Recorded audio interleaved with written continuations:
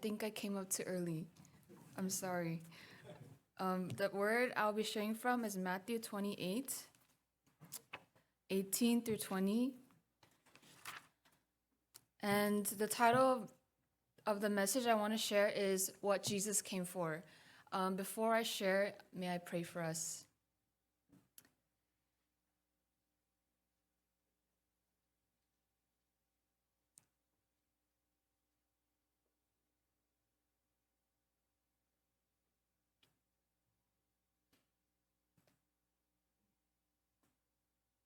Heavenly Father, we come to you in the name of Jesus,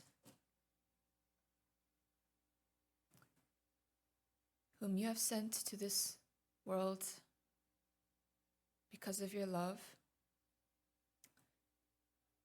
And Lord, we are gathered here today to remember you, to worship you, to thank you, God.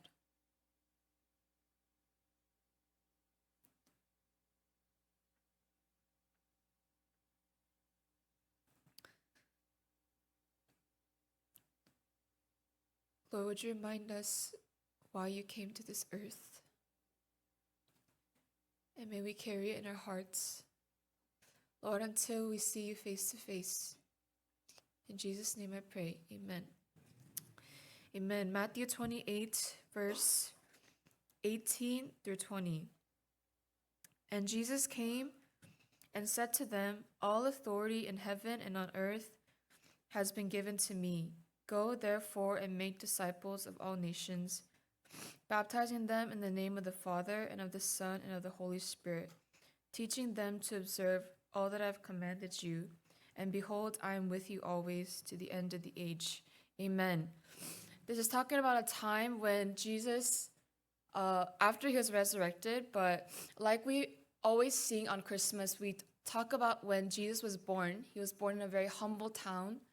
And when he was born, not many people knew about it, but the Lord sent an angel or angels to tell shepherds, and there were a few people that came to recognize Jesus when he was just a young child, and it was shepherds and a few wise men. But when Jesus comes back, it's not going to be in a corner or in a small town. It says that when Jesus comes back, he will split the sky and every eye will see him. Amen. And we are longing for that day. But why Jesus came the first time and what we are celebrating is that he came to conquer all of our enemies.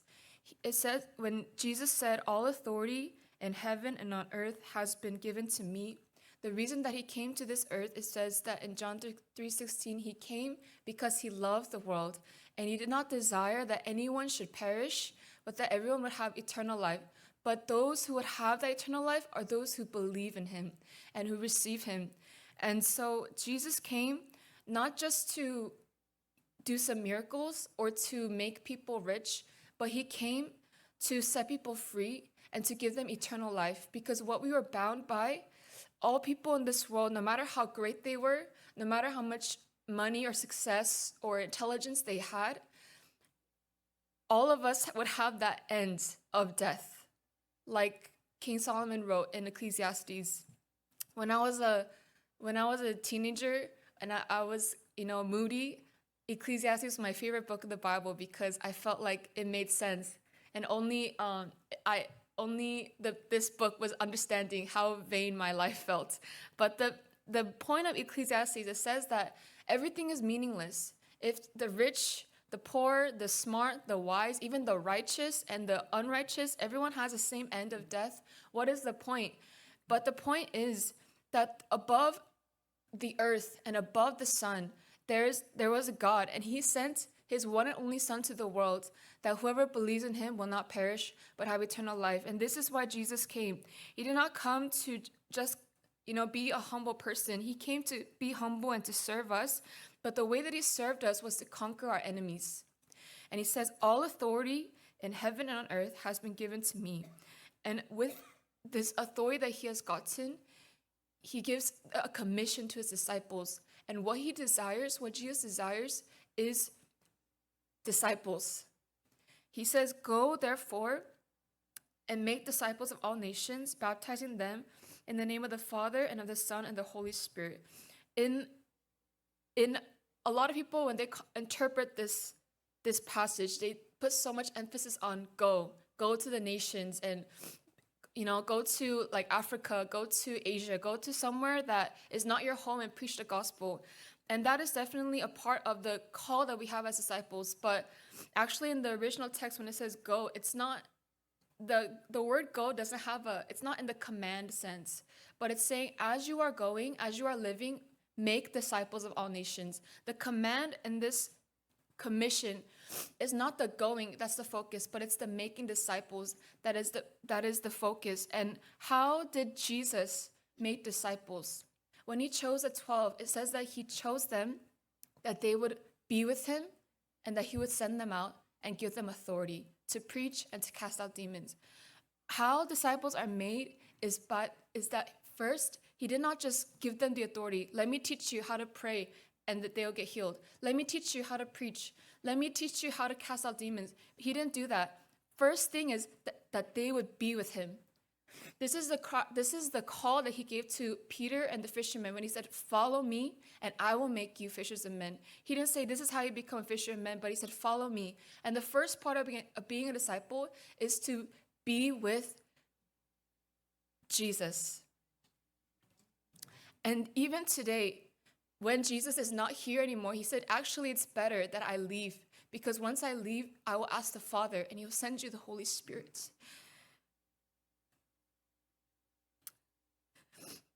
I'm sorry. I don't know why I'm crying. It's a happy day. I'm happy too, honestly, but the Holy Spirit, he is with us. And that presence, his presence is what gives me the assurance that I am a disciple of Jesus, because he speaks to me and I follow him. So before it's about preaching the gospel and doing all these works for Jesus, first we must be with him. But after they are with him, they are given this great commission, how to make disciples. He says, baptize them in the name of the Father, the Son, and the Holy Spirit, meaning they were to live a new life in the name of who he is, of the Father, the Son, and the Holy Spirit. And after they are baptized, he said, you teach them to obey everything that I've commanded you. Meaning that Jesus did not just want converts. Jesus did not just want people that come to church. He wanted people that, when he said that he wants disciples, he meant people that will actually follow him. That they'll pick up their cross and they'll leave their life behind, the life that they could have on their own, and they instead follow Jesus. And following Jesus is not,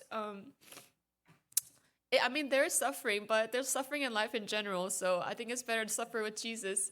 But following Jesus is not that I'm just suffering all the time, but when I follow Jesus as a disciple, he leads me step by step. I get to live a life that I didn't know was possible. When I didn't know that when I decided to follow Jesus, that I would go to Bolivia, that I would go to Panama, that I would go to Myanmar, to a nation where they're doing a civil war, and I get to talk with or preach the gospel with these young kids that have no hope for their life, but I share the gospel with them and they've received the Holy Spirit. I didn't know that was possible, but that's what Jesus does to those who follow him, with his disciples. And the reason that I share this message today is that as it says in the last part of this passage, behold, I am with you always to the end of the age. The age that we are living in, it is coming to an end. And the end is already written in the Bible. It says all over what is going to happen. Jesus is going to return, and we are going to meet him in the air. He's going to establish his kingdom in its fullness, and he's going to judge the living and the dead, and he's going to rule and reign over us forever. But even until then, he is with us. How is Jesus with us? Jesus is with us in that even though he's not physically with us in this earth, that he sees us, He prays for us, and His power reaches us wherever we are. To everyone who calls upon His name, He reaches us. And this is why Jesus came, that when He came the first time, He already defeated everything. He defeated death, He defeated power and the power of sin, and He has all authority in heaven and on earth. And now today, as we celebrate Christmas, the coming of Jesus, I'm so thankful that we also get to celebrate what we are looking forward to, which is Jesus coming back. And until then, we have His presence with us through His Holy Spirit, and we get to walk with Him as a disciple. So let me pray for us, and we'll go to the next part. Heavenly Father, thank you that you chose and you love each of us, God, no matter how impressive or lowly or lacking a person might be. God, I thank you that just like you called Peter and the disciples to yourself, the ones that were not high and lofty, God, you chose them and you gave them a calling to follow you. I thank you that everyone here in this room and even in this world, that they can know you, that they can know your presence, and that you have made that possible by the blood of Jesus. Lord, we thank you for that. And Lord, today as we worship you, would you be glorified more and more through our lives as we hold remembrance of who you are. In Jesus' name I pray. Amen. 귀한 메시지 감사합니다. 저도 저렇게 좀 설교할 때 눈물이 좀 났으면 좋겠습니다. 하나님의 은혜에 감격해서 기뻐서 기쁨의 눈물 나는 거 얼마나 은혜롭습니까? 네, 오늘 또 우리 전도사님이 귀한 은혜의 말씀을 들려주셔서 많은 은혜 받으셨으리라 생각하지만 제가 또 한국말로 또 간단하게 주의 말씀을 좀 나누도록 하겠습니다. 오늘 우리가 같이 읽을 성경은 스가랴 9장입니다. 스가랴 9장 9절 10절 두 구절이니까요. 저와 여러분이 같이 한 목소리 한번 읽어보겠습니다. 함께 읽겠습니다. 스가랴 9장 9절 10절 시작. 시온에 따라 크게 기뻐할지어다. 예루살렘에 따라 즐거이 부를지어다. 보라, 내 왕이 내게 임하시나니 그는 공의로우시며 구원을 베푸시며 겸손하여서 나귀를 타시나니 나귀의 작은 것 곧 나귀 새끼니라. 내가 에브라임의 병거와 예루살렘의 말을 끊겠고 전쟁하는 활도 끊으리니 그가 이방 사람에게 화평을 전할 것이요 그의 통치는 바다에서 바다까지 이르고 유브라데 강에서 땅끝까지 이르리라. 아멘. 스가랴서는 이 스가랴 선지자가 바벨론 포로에서 귀화하는 공동체에게 예언한 것입니다. 이 귀한 공동체는 70년 동안 바벨론의 포로 생활을 했고 이 바사왕 고레스의 칙령에 따라서 고국으로 돌아올 때 성전을 다시 재건하라는 명령을 가지고 고국으로 돌아옵니다. 돌아왔지만 상황이 쉽진 않았어요. 주변에 이미 그 70년의 세월 동안 이방 민족들이 예루살렘 성과 그 주변에 들어와 살면서 정착하고 있었기 때문에 이스라엘 백성들이 다시 성전을 짓는다고 하는 것이 그 사람들에게는 위협으로 다가왔다는 거죠. 그래서 그들이 성전을 짓는 것을 많이 방해했습니다. 그런 와중에 이스라엘 백성들도 자기 살 길을 찾아야 되니까 자기 집 짓는 일, 자기 삶을 안정화시키는 일들에 더 마음을 쏟고 있었죠. 그때 학개와 스가랴와 같은 선지자들이 다시 그들을 권면하면서 성전을 다시 지읍시다 이렇게 권면하고 있는 것이죠. 그래서 그 권면에 따라서 이제 성전을 지을 것인데 여전히 그들에게는 불안이 남아 있었습니다.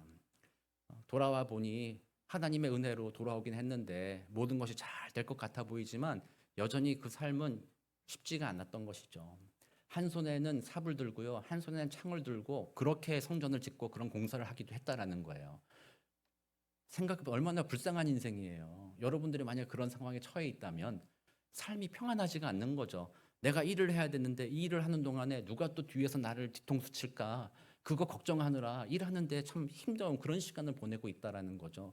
그러니까 겉으로 스룹바벨 성전이 다시 초라하지만 지어졌다 할지라도 여전히 그들의 마음에는 불안함이 남아 있었죠. 여전히 바사 페르시아의 속국으로 살고 있었고 주변에 자신들보다 힘이 강한 유대 이방인들도 살고 있었다라는 거죠. 그러니까 지금 이 예언의 말을 듣는 이스라엘 백성들은 마음의 두려움과 불안, 미래에 대한 소망이 사라진 채 참 벌벌 떨며 그렇게 삶을 살아가고 있는 상황이라는 거예요. 그때 그 왕이 오신다라고 예언하고 있는 겁니다. 어떻게 보면 오늘날 우리들의 상황도 비슷해요. 제가 여러 번 인용하면서 말씀드렸다시피 유동하는 공포다. 올리백 이라는 독일의 사회학자가 오늘날의 시대를 평가하면서 말해준 거죠. 유동하는 공포, 다른 말로 하면 위험 사회다라고 얘기를 해요. 지난 10년, 20년 사이에 세상 속에 공포가 더 커졌다라는 거죠. 그 전까지만 해도 사람들이 사람을 신뢰할 수 있었어요. 옆에 사람이 나를 공격하리라고 생각하지 않고 편안하게 어느 곳에 가든 즐겁게 같이 교제할 수 있었는데 오늘날의 사회가 어떻습니까? 사람 많이 모이는 곳이 어떤 때는 두려운 경우가 있잖아요. 어떤 사람이 나와서 어떤 공격을 하게 될까? 또 내가 가지고 있는 이 직장, 이 직업이 AI가 나와서 앞으로 어떻게 될까? 내가 앞으로 먹고 살 수 있을까? 뭐 이런 두려움과 걱정이 오늘날 우리들의 마음을 더 크게 사로잡고 있는 거죠. 그래서 매일매일 하루하루 즐겁긴 하지만 여러분들 마음 한켠에는 외로움이 있기도 하고 두려움이 있기도 하고 공허한 마음이 들기도 하는 그런 삶을 살아가는 게 오늘날의 모습 아니겠습니까? 바로 이 유대인들이 그 당시의 모습이나 오늘날의 모습이나 비슷했다라는 거예요. 이때 스가랴를 통해서 예언합니다. 무섭지, 걱정되지, 염려가 있지, 걱정하지 마라. 내가 한 인물을 보낼 것이다. 그는 너희들에게 와서 공의로 너희를 다스릴 것이다. 그리고 너희를 구원할 것이다. 그리고 그는 겸손하다. 그런 왕이 올 거다라고 약속해 주시며 그 왕이 와서 하는 일이 뭐예요? 화평, 평화를 전할 것이다라고 예언해 주셨다라는 거예요. 그러니까 이 말씀을 들을 때 이스라엘 백성들에게는 마음의 평화가 있긴 있었을 겁니다. 아, 내가 지금 불안하지만 그 메시아가 온다면 내가 그렇게 평화를 누릴 수 있겠구나. 그 소망의 말씀을 들려주고 계신 것이지요. 그 예수님이 하신 일이 뭐라고 했어요? 공의롭다. 그분은 공의로운 분이라는 겁니다. 우리 예수님에 대해서 이 표현을 다시 한번 잠깐만 살펴볼 건데요. 공의롭다고 말할 때는 다스림을 받는 사람들에게만 공의롭게 행하는 것을 의미하는 게 아니에요. 자기 스스로도 공의롭게 대하는 거예요. 그 말은 자기도 자기가 정한 율법과 법에 따라서 자기도 살펴보겠다라는 게 공의롭다라는 거죠. 한 나라의 지도자가 있는데 대통령이든 왕이든 자기는 말만 해. 사람들한테 지키라고 얘기를 해요. 그래서 자기는 그걸 안 지켜. 자기는 자기 마음대로 한대요. 그럼 그게 공의로운 왕일까요? 아닐까요? 아니잖아요. 괜찮아요? 목사가 그런 경우가 많이 있거든요. 목사는 여러분들께 뭐 하라고 자꾸 얘기하잖아요. 뭐 기도 많이 해라, 성경 많이 읽어라, 뭐 해라, 뭐 해라 막 얘기하지만 정작 목사는 안 그러는 경우들도 있다고 말하면은 좀 그렇잖아요. 하여튼 뭐 저를 보니까 그런 것 같아요. 저를 보니까 목사답게 산다라는 것, 그리스도인답게 산다라는 것을 설교하면서도 나를 돌아보면 좀 아닌 것 같다는 생각이 늘 들거든요. 그래서 그럼에도 불구하고 자각하지 못하고 그냥 얘기만 하는 그런 리더십을 하면 얼마나 불리한 리더잖아요. 예수님 이 보내주신 메시아가 공의롭다라는 거는요. 본인이 성도들에게 사람들에게 하는 그 말 그대로 자기 신을 판단하고 자신도 그렇게 살아간다는 거예요. 그래서 어떻게 보면 공의로운 왕은요. 한 분밖에 없는 거예요. 예수님만이 그렇다라는 거예요. 예수님만이 그 공의 앞에서도 정죄받지 않을 수 있는, 그러므로 누구에게든 그 공의로 다스리며 공의롭다는 말이 어울릴 수 있는 유일한 존재가 바로 하나님의 아들인 예수 그리스도라는 거죠. 여러분들 그런 리더가 그립지 않으세요?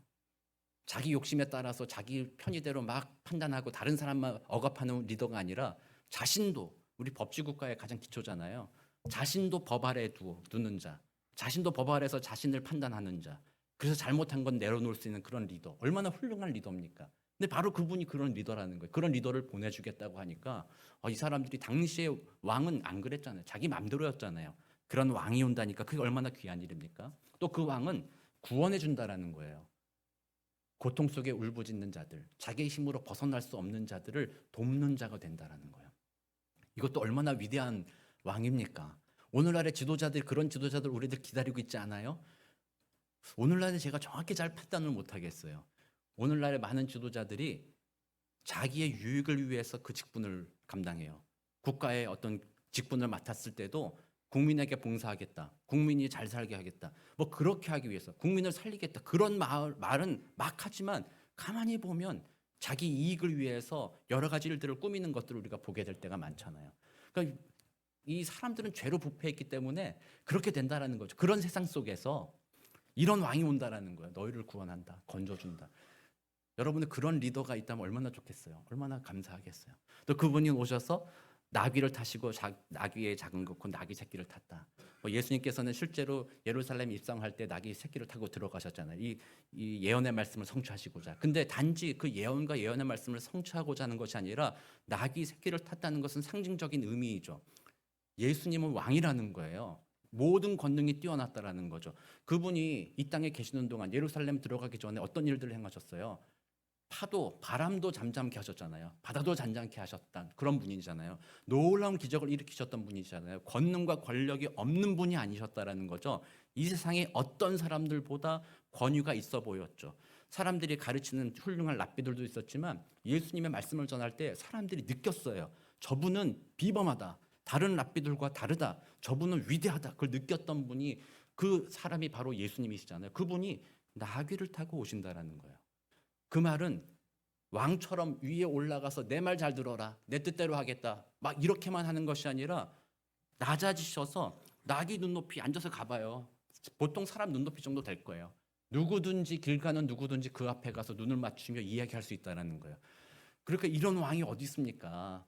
놀라운 권능과 사랑을 가진 왕인데 스스로를 낮추어서 아무도 자기에게 다가오는 것을 거리낌 없이 여기시며 누구든지 다가와라. 내가 이야기 들어주겠다. 한 사람 한 사람의 일을 불러가며 눈을 맞춰주며 그를 위로하겠다는 이런 왕. 얼마나 위대한 왕입니까? 얼마나 우리가 기다리는 왕입니까? 아마 그런 왕이라면 자발적으로 우리가 순종할 수 있을 정도로 위대한 왕이다라고 말할 수 있을 것입니다.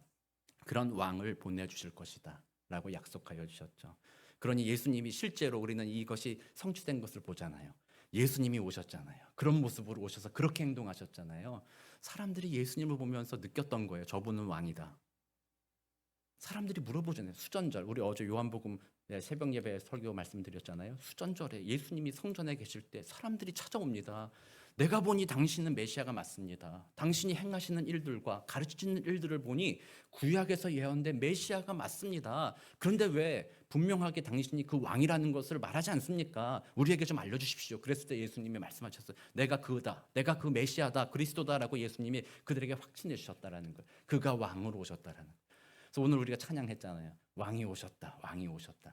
너무나도 귀한 찬양입니다. 그분은 하나님이 약속하신 대로 그 말씀이 육신이 되어 이 땅에 오셔서 약속하신 그대로 이 땅에서 행하셨다라는 거예요. 공의로 행하셨다. 겸손하게 행하셨다. 한 사람 한 사람을 사랑하며 그들을 돌봐주시는 그런 왕으로 오셨다라는 것이죠. 그런데 문제가 하나 있습니다. 그렇게 왕으로 오신 예수를 유대인들은 어떻게 대했습니까? 왜 그렇게 대했습니까? 왕으로 인정하지 않은 것이죠.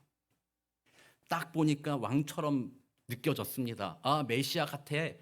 그런데 저 메시아가 할 일을 보니까 저 메시아는 온 인류의 화평을 위하여 자신을 내어주는 겸손한 그 은혜를 베풀고 있는데 유대인들의 눈에 보니까 아, 그건 아니지. 그건 아니지. 메시아면 강력한 군사력을 발휘해서 저 로마를 쫓아내고 우리 유대인들이 주인이 되는 그런 세계 평화를 이루는 그 세계 평화란 유대인들의 강력한 무력을 통해서 다른 나라들을 잠잠케 함으로 까불지 못하게 하는 평화죠. 무력으로 다스리는 세계 평화, 유대인의 나라를 확장하는 그런 세계 평화를 이 유대인들이 기다렸다라는 거죠.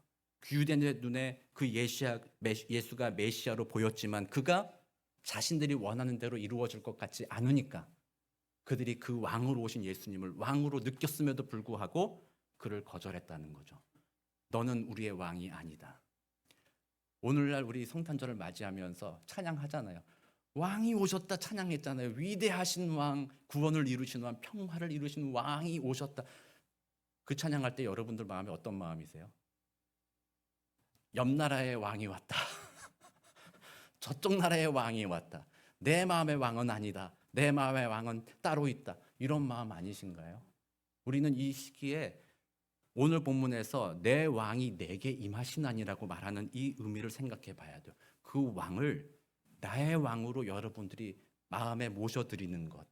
그것이 성탄절의 진정한 의미라는 거예요. 왕은 오셨어요. 하나님은 그 일을 그냥 행하셨다라는 거예요. 예수를 통해서 이미 약속하신 대로 화평의 복음을 이미 전하셨고 그분은 겸손하여서 우리의 죄를 지고 십자가에 죽으셨다라는 거예요. 그러나 그가 왕으로서 그 일을 행하셔 우리를 구원하셨는데 과연 우리는 그분을 왕으로 인정하느냐라는 거예요. 다만 예수 그리스도 믿음으로 천국 갈 때 천국 가는 것 때문에 그를 인정하는 것인지, 아니면 내가 구원받고 새 사람 된 것, 그렇게 나는 하나님의 은혜 가운데 예수를 나의 왕으로 고백하는 것인지를 이 성탄 시절에 다시 한번 돌아봐야 된다는 겁니다. 제가 여러 번 계속 소개하고 있어서 여러분들이 도전을 해보시리라 생각을 합니다만, 11월, 12월 추천 도서가 뭐예요? 마음을 따르지 않을 용기, 사디어스 윌리엄스죠. 그 책의 앞부분에서 이렇게 얘기합니다. 가장 오래된 종교가 있다면 뭘까? 가장 오래된 종교가 뭐가 있을까요? 흔히 사람들은 불교가 더 오래됐다. 예수님 오시기 전부터 불교는 있었거든요. 불교 또는 자이나교, 뭐 무슨교, 뭐 힌두교, 몽교 다 오래됐잖아요. 그런데 그것보다 더 오래된 것이 하나 있다라는 거예요. 그리고 그 오래된 종교는 오늘날 다시 부흥하고 있대요. 오늘날 교회고 뭐고 전부 다 그 교로 다 빠져 들어가고 있대요. 그게 뭐라고 돼 있어요? 자기 중심교. 거기로 빠졌다는 거예요. 자기 중심교라는 거예요. 창세기 3장에 가서 자기 중심교가 시작이 되잖아요. 하나님을 섬기라고 했는데 하나님을 하나님으로 인정하지 않고 내가 하나님 되겠다라고 말하는 그 우상, 그때부터 시작됐다라는 거예요. 얼마나 오래됐어요. 그때부터 시작해서 인류의 역사 속에 계속해서 자기가 주인 되고자 하는 그 우상 숭배가 인류 역사 속에 계속 되어 왔는데, 최근이, 이게 말세라는 의미가 바로 그거예요. 최근이 그것이 가장 부흥하는 때라는 거예요. 너의 마음을 따라라. 너의 마음이 진리다.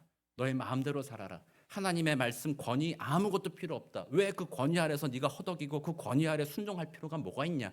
너의 마음이 가는 대로 살아서 너의 기쁨을 네가 스스로 찾고 너의 삶의 의미를 네가 찾아라. 이런 종교가 오늘날 가장 빠르게 확장하고 있다라는 거예요. 그리고 그 종교는 우리에게 자유를 보장하지 않습니다. 자유를 주는 것 같지만 결국 우리들로 하여금 공허하게 만들고 두려워하게 만들며 걱정하고 염려하게 만든다라는 거죠. 우리 스스로 삶의 의미를 찾을 수 없는 존재이니까, 우리 스스로의 힘을 의지하여서 모든 것을 해결할 수 있는 존재가 아니다 보니까 너의 마음대로 하라고 했을 때 그것은 네 마음대로 하되 책임도 네가 지고 죽는 것도 네가 하고 네가 다 해라, 이런 것이 바로 그 자기중심 교회의 핵심 교리거든요. 그게 최근 많이 부흥하면서 교회도 그게 다 잠식이 됐어요. 왕이 오셨다라고 막 찬양해도요, 왕은 옆에 계신 사람 마음에 오십시오. 그 예수의 왕은 나한테는 오시지 마시고. 왜냐?